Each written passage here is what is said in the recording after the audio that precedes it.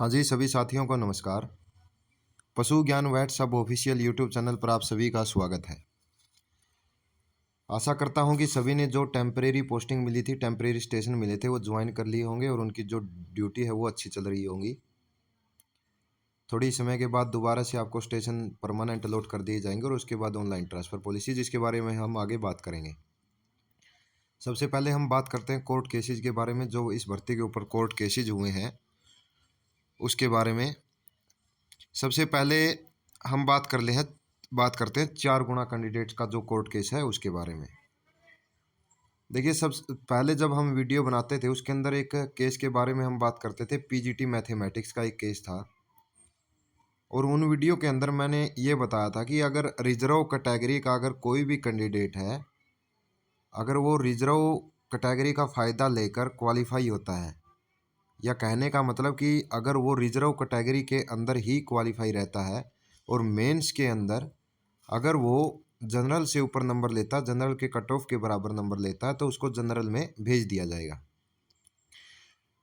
ये सारी की सारी बातें कहाँ से निकलती थी? ये सारी की सारी बातें निकलती थी पीजीटी मैथमेटिक्स का जो केस था उसके अंदर।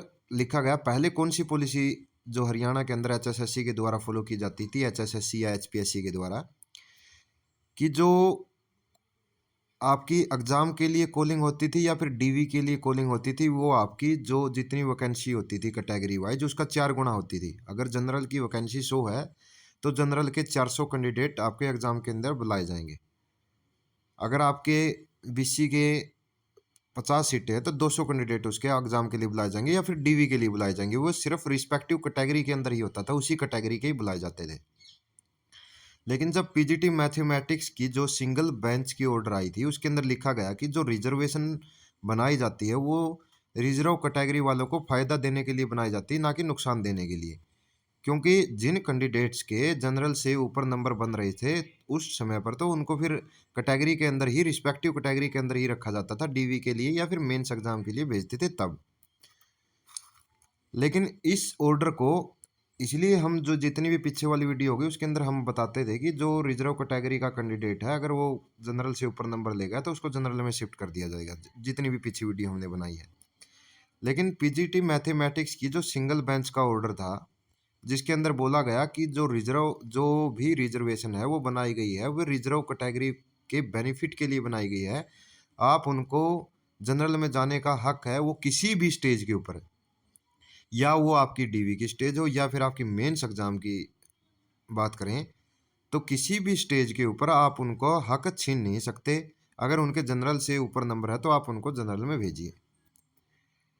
इसी सिंगल बेंच के जो ऑर्डर है इसको चैलेंज किया डबल बेंच के अंदर, और डबल बेंच के अंदर एचपीएससी वो केस जीत गई कि हम सिर्फ रिजर्वेशन एक ही पॉलिसी को लागू करेंगे कि जो फर्स्ट जो हम जो भी मतलब डीवी के लिए रिजल्ट देते हैं या फिर प्री का रिजल्ट देते हैं उसके अंदर मेंस के अंदर जितने भी कैंडिडेट बुलाए जाएंगे वो सिर्फ कैटेगरी का 4 गुना बुलाए जाएंगे।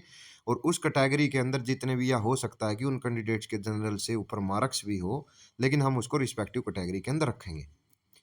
अब मान लीजिए जनरल के 100 पोस्ट हैं तो उनके कैंडिडेट बुलाए गए 400, और बीसी की 50 सीटें उनके कैंडिडेट बुलाए गए 200।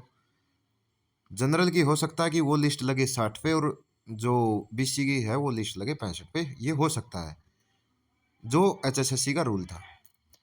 अगर हम 4 कैंडिडेट्स की जो अब वाले केस की बात करते हैं कि अब ये बोला गया है कि आप जो 4 गुना कैंडिडेट बुलाएंगे वो रिस्पेक्टिव कैटेगरी से ही बुलाइए। अगर आप एक ही रिजर्वेशन पॉलिसी को फॉलो कर रहे हैं जो पहले से ही फॉलो करते आए हैं जो कि 4 गुना वाली है, तो आप उसको ही फॉलो कीजिए। जो अब आपने सीईटी के अंदर या मेंस के अंदर फॉलो की है उसको फॉलो मत कीजिए। ये चीज़ें थी। अगर आप 4 गुना कैंडिडेट्स की बात करें, जो पीछे मेंस एग्जाम लेने के लिए बोला गया था, कोर्ट से परमिशन ली गई थी एग्जाम की, उसके अंदर यही बोलकर परमिशन ली गई थी कि इनके अंदर 4 गुना से कम कैंडिडेट है इसलिए हम इनका एग्जाम लेना चाहते हैं। अब देखिए वीएलडीए की स्पेशली हम बात करते हैं। वीएलडीए के अंदर जनरल के 407 कैंडिडेट है जो कि इनकी सीट के अगर 4 गुना करें तो वो कम ही रहते हैं। ईडब्ल्यूएस के भी जो जहाँ पर मेन इशू बनता है वो बीसीबी पे बनता है 306, लगभग 45 के आसपास इनकी सीट होगी। अगर हम 4 गुना करें तो 190 के आसपास कैंडिडेट बन रहे हैं, 180 के पास। अगर इतने कैंडिडेट बुलाए गए लेकिन एग्ज़ाम के अंदर 306 है, तो मान लीजिए 250 कैंडिडेट एग्ज़ाम के अंदर बैठे भी होंगे, तो जो 70 कैंडिडेट ज़्यादा है वो क्यों बुलाए गए? अब हो सकता है इसी बीसीबी के अंदर, अब जो रिजर्व जो दोबारा से रिवाइज रिजल्ट बनाने के कार्य है उसके अंदर क्या क्या फेरबदल हो सकते हैं, कन्फर्म नहीं है। मैं सिर्फ जो जितनी भी जजमेंट आई है उसके हिसाब से बता रहा हूँ क्या क्या फेरबदल हो सकते हैं। फेरबदल ये हो सकते हैं, कोई बीसीबी का कैंडिडेट था, वो रिजर्व कैटेगरी से पास हुआ, उसने नंबर जनरल से ऊपर लिए, लेकिन वो अभी जो रिजल्ट आया इसके अंदर रिजर्व कैटेगरी के अंदर ही है। अब अगर 4 गुना की पॉलिसी लागू होती है तो यहाँ बीसीबी को भी नुकसान हो जाएगा, क्योंकि उनके तो 180 कैंडिडेट है, 180 कैंडिडेट्स को ही उनकी कॉलिंग होगी फिर।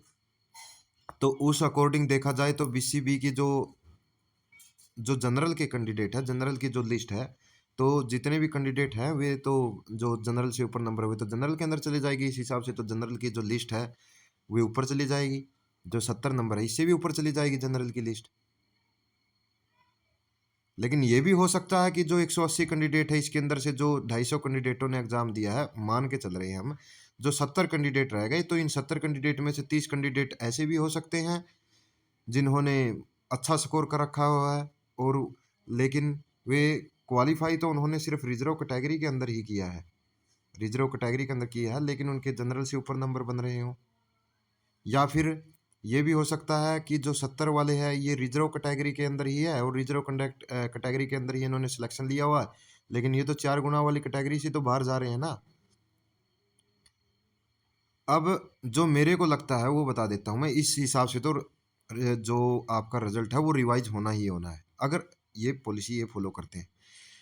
लेकिन जहाँ तक मुझे लगता है, मैं बताता हूँ अपनी, कि 4 गुना जो कैंडिडेट का जो केस हुआ था जो स्टार्टिंग के अंदर, उसके अंदर इन्होंने बोला था कि इन जो ग्रुप्स है इनके अंदर कैंडिडेट 4 गुना से कम है, तो हम इनका एग्ज़ाम लेना चाहते हैं। तो इन 306 कैंडिडेटों का आपने एग्ज़ाम ही क्यों लिया? अगर अब इन कैंडिडेटों ने अच्छे मार्क्स लिए और उसके बाद कोई जनरल में शिफ्ट है या फिर कोई अपनी कैटेगरी के अंदर शिफ्ट है, तो जिन्होंने इन कैंडिडेट्स को अगर 100 आपको 80 कैंडिडेट बुलाने थे, आपने इसके कम से कम 120 130 कैंडिडेट ज़्यादा बुला लिए, तो इनका क्या दोष है? इन्होंने तो एग्ज़ाम दे दिया। आपने बुलाया और इन्होंने एग्ज़ाम दे दिया, और इन्होंने अपनी अच्छी परफॉर्मेंस के हिसाब से जो सिलेक्शन ले ली। अगर ये कैंडिडेट, इन कैंडिडेटों में से जो 130 कैंडिडेट ज़्यादा बुलाए गए हैं, इन कैंडिडेट में से रिजर्व जो हमारा अभी रिजल्ट आया था, रिवाइज रिजल्ट के अंदर इनमें से कोई कैंडिडेट बाहर जाता है, फिर तो वो भी केस करेगा कि इसमें तो हमारा कोई दोष नहीं है, हमको तो एग्ज़ाम के लिए बुलाया गया, हमने अच्छा प्रदर्शन किया और हमने सिलेक्शन ले लिया, तो फिर स्टे हो जाएगा। तो इसका तो सॉल्यूशन जो रिजर्व जो पोस्ट रिजर्व रखी गई है वहाँ से हो सकता है, या फिर इनको खुद को ही कुछ ना कुछ पोस्ट जनरेट करनी पड़ेगी, उसके हिसाब से ही ये प्रोसेस आगे की कर सकते हैं। ये था केसीज के बारे में।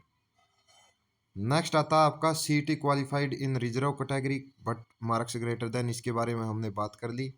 उन्होंने क्वालिफाई किया था रिजर्व कैटेगरी के अंदर, जो अभी रिजल्ट आया था उसको, चाहे उसने जनरल से ऊपर नंबर लिए हो, उसको रिस्पेक्टिव कैटेगरी के अंदर ही रखा गया है। लेकिन अगर जजमेंट जो रिजर्वेशन पॉलिसी लागू होती है तो इनको ये हकदार होंगे जनरल के अंदर जाने के लिए।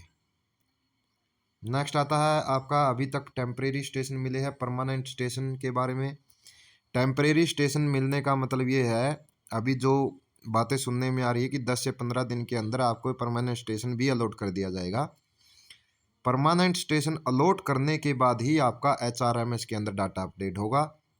डाटा अपडेट होने के बाद उसके बाद जब भी आपकी ऑनलाइन ट्रांसफ़र पॉलिसी आती है तब आप उसके अंदर भाग लेंगे। अभी जो टेम्परेरी पोस्टिंग हुई है आपकी, ये हो सकता है कि आपके ये स्टेशन ऐसे के ऐसे भी रख दिए जाए, कुछ ही फेरबदल हो, और हो सकता है कि सारी की सारी लिस्ट को भी चेंज कर दिया जाए। जहाँ तक आप समझ रहे हो कि अप्रोच का सिस्टम होगा, जिसकी अच्छी अप्रोच होगी वो अपना नज़दीक ले जाएगा, वो होगा, लेकिन सिर्फ 3-4 महीने के लिए ही परमानेंट स्टेशन मिलेंगे। उसके बाद एचआरएमएस पे आपका डाटा अपडेट कर दिया जाएगा। एचआरएमएस के अंदर आपका डाटा अपडेट होने के बाद 3 से 4 महीने के बाद, या जब भी रिजर्वेशन जब भी ट्रांसफ़र पॉलिसी आती है, आपको ट्रांसफ़र पॉलिसी के अंदर भाग लेना होगा, और ट्रांसफ़र पॉलिसी के अंदर स्कोर आपका उम्र के हिसाब से देखा जाता है। अगर आपकी डेट ऑफ बर्थ 2000 है तो आपका स्कोर 24 हो गया और आप 24 नंबर के साथ ही कम्पीट करेंगे और उसके साथ आपको नज़दीक मिलेगा या फिर दूर मिलेगा, आप जो उस ट्रांसफ़र पॉलिसी के अंदर कितने कैंडिडेट्स ने भाग लिया है उसके अकॉर्डिंग आपको स्टेशन दे दिया जाएगा। नेक्स्ट आता है आपका 2021 और 22 ईडब्ल्यूएस सीट्स कोर्ट केस।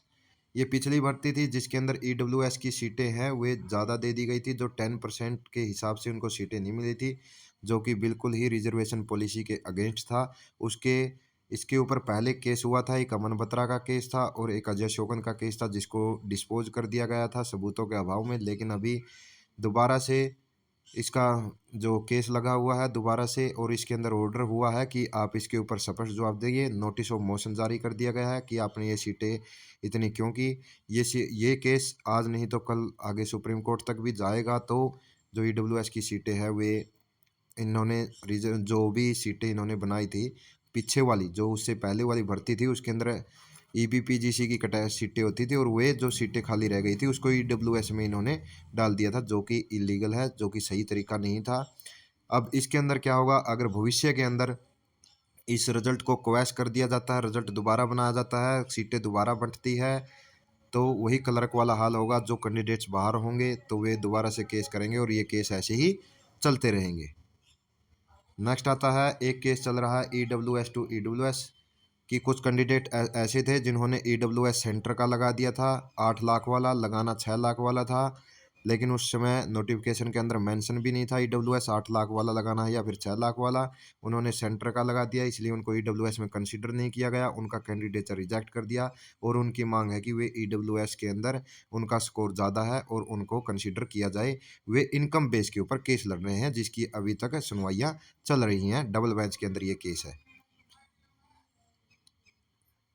इसके बाद आता है आपका ईडब्ल्यूएस टू जनरल केस। ऐसे कैंडिडेट्स भी थे जिन्होंने ईडब्ल्यूएस सेंटर का लगा दिया था लेकिन उनके नंबर जनरल से ज़्यादा थे। उन्होंने मांग की कोर्ट के अंदर कि हमारा ईडब्ल्यूएस गलत है, लेकिन मानते हैं हमने 8 लाख वाला लगा दिया, 6 लाख वाला लगाना था, आपने मेंशन भी नहीं कर रखा था, लेकिन हमारे नंबर जनरल से ज़्यादा है, कम से कम आप हमें जनरल में कंसीडर कीजिए। उन्होंने 2 महीने के बाद ही ये कोर्ट केस जीत लिया था। उसके बाद कमीशन इसके अंदर एलपीए के अंदर डबल बेंच में चली गई और 31 जनवरी 2024 को उन्होंने ये केस डबल बेंच के अंदर भी जीत लिया। ये पिछली भर्ती के 4-5 कैंडिडेट्स थे। इसके बाद हम बात करते हैं रजिस्टर इन हॉस्पिटल। हॉस्पिटल के अंदर जो रजिस्टर है उसकी मेंटेनेंस कैसे करें। सबसे पहले तो जब भी हम जीवीडी या जीवीएच के अंदर जाते हैं, ओपीडी और अपना अटेंडेंस रजिस्टर, अपने अटेंडेंस के अंदर जो अटेंडेंस रजिस्टर हुआ अटेंडेंस लगाएं। उसके बाद ओपीडी रजिस्टर के अंदर डेट है उसको बदलें और उसके बाद अपनी एंट्री करें जिसके अंदर ईयरली नंबर और मंथली नंबर और डेली नंबर ये मेंशन करने होते हैं।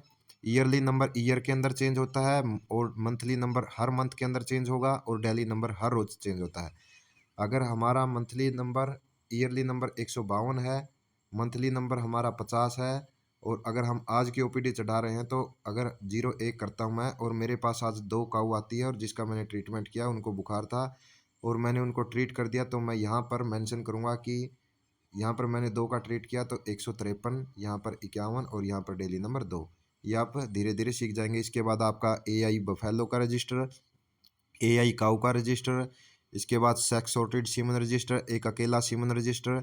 इनका क्या मतलब होता है कि एआई जो काऊ है उसके अंदर हम हर रोज़ जितनी भी एआई करते हैं या फिर उस मंथ के अंदर कितनी एआई होती है, वो होने के बाद जितने स्ट्रा यूज किए वो मंथली सीमन रजिस्टर के अंदर आप उनको निकालेंगे और जिसके बाद आपका क्लोजिंग बैलेंस जितना रहेगा वो आप नेक्स्ट मंथ के अंदर ले जाते हैं। इसके अलावा आपका इंस्पेक्शन रजिस्टर, जहां आपके जीवीडी या जीवीएच के अंदर एसडीओ वीएस इंस्पेक्ट करते हैं और देखते हैं कि काम सही चल रहा है या नहीं चल रहा। इंस्पेक्शन रजिस्टर होता है। एक मेन जो रजिस्टर होता है वो होता है आपका डेली डायरी रजिस्टर, जिसके अंदर आप मेंशन करते हैं कि आज की तारीख में आपने क्या क्या काम किया, मेडिसिन के कितने केस देखे, इसके अंदर जनरल के कितने, एससी के कितने, गायनी के कितने देखे, सर्जरी के कितने देखे, डीहॉर्निंग डीवॉर्मिंग ये कितने देखे, एआई कितनी की काऊ की, एआई बफेलो की कितनी की, ये चीज़ें डेली डेयरी रजिस्टर के अंदर होता है। इसके अलावा आप डेली एक्सपेंडिचर रजिस्टर, जितनी भी दवाइयाँ आप ओपीडी के अंदर दवाइयाँ लिखेंगे वो निकालेंगे, डेली के हिसाब से निकालेंगे आप डेली एक्सपेंडिचर रजिस्टर के अंदर। और जो यहाँ निकलने के बाद जो मंथली है वो निकलती है आपकी स्टॉक रजिस्टर के अंदर, स्टॉक रजिस्टर के अंदर। इसके बाद जो मेन इंपॉर्टेंट रजिस्टर रहेगा आपका MPR रहेगा, मंथली प्रोग्रेस रिपोर्ट। यहाँ आप मंथली जितनी भी रिपोर्ट होंगी वो होंगी आपकी। इसके अलावा आपका वैक्सीनेशन रजिस्टर रहता है, एक FMD HS का रजिस्टर अलग से, और जितनी अलग वैक्सीन है उनका रजिस्टर आप एक कंबाइन बना सकते हैं। इसके अलावा आप टैग रजिस्टर भी रख सकते हैं, टैग रजिस्टर होगा आपके। और एक main important register ledger register, जिसके बारे में आपको बता भी दिया होगा कि जहां आप चार्ज लेने वाले हैं GVD GVH के अंदर, लेजर का सामान सारा का सारा देखकर जौन सा सामान मिले उसके ऊपर टिक करते रहें, और जौन सा ना मिले तो आपको मेंशन कर दें कि ये सामान आपका कम है। तो आशा करता हूं कि आप सभी को ये छोटा सा सेशन पसंद आया होगा। जितने भी कोर्ट केसेज हैं उनकी डिटेल आपको मिल गई होगी। धन्यवाद।